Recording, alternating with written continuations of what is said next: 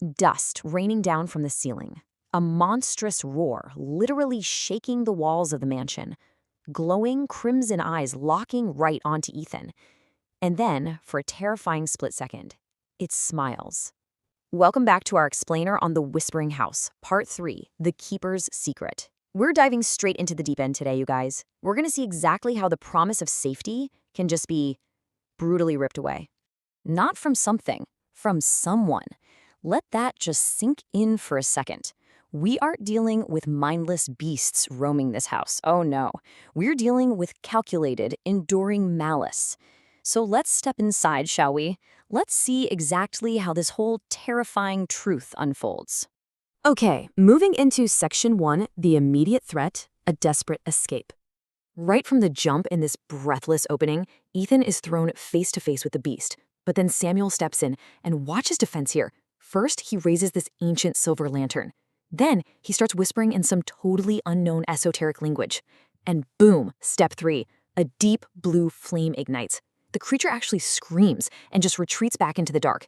In one single chaotic instant, Samuel proves himself to be the capable, knowledgeable savior we all thought Ethan desperately needed.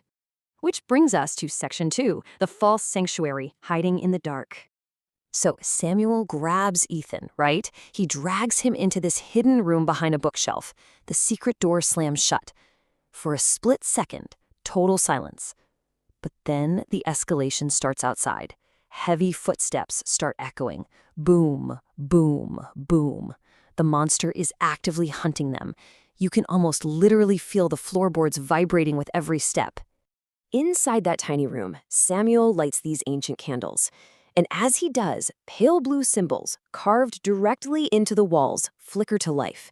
It's incredible because these symbols perfectly mirror his lantern's blue flame, basically bathing Samuel in this aura of ancient magic.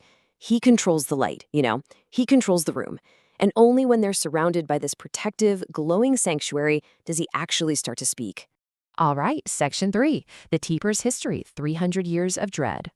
So Samuel drops a massive bombshell on us here. His family has guarded this house for over 3 centuries, 300 years.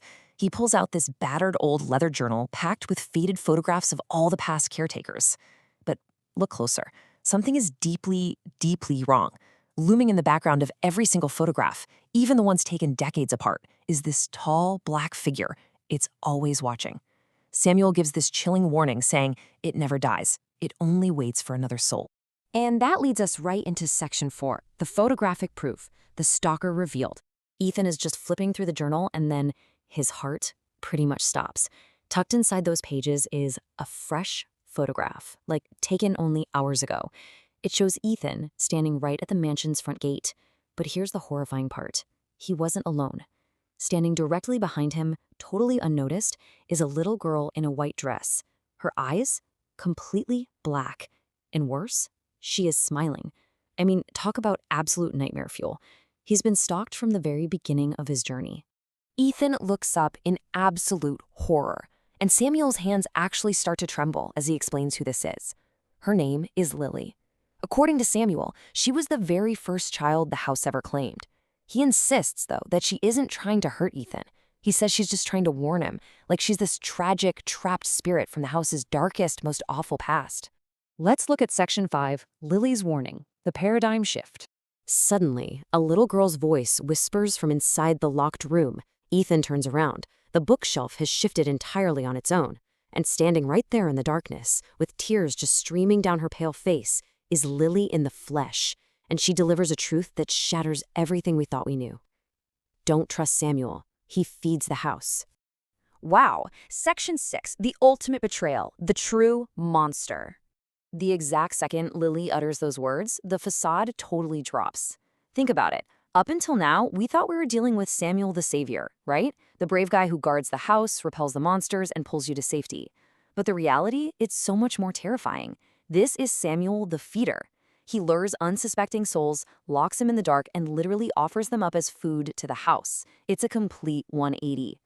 Just look at the cold, calculated mechanics of how this trap finally closes. Step 1. Samuel's gentle, reassuring smile just vanishes. His eyes turn completely dead and cold. Step 2. moving incredibly slowly, without even a hint of panic. He closes the secret door and locks it from the inside.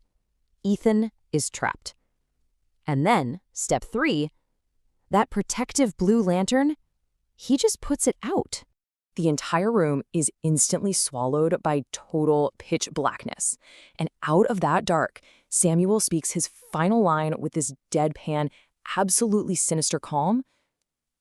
You weren't supposed to hear that. It is literally the sound of a predator realizing its prey knows it's about to be dinner, but knowing full well it doesn't even matter anymore. Samuel's voice fades away. The light is completely gone, and then, somewhere in the pitch black directly behind Ethan, someone breathes. And guys, it's not Samuel.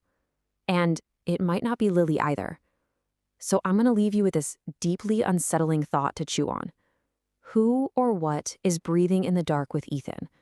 It looks like the house has been fed. Thanks so much for braving this explainer with us, and whatever you do tonight, keep the lights on.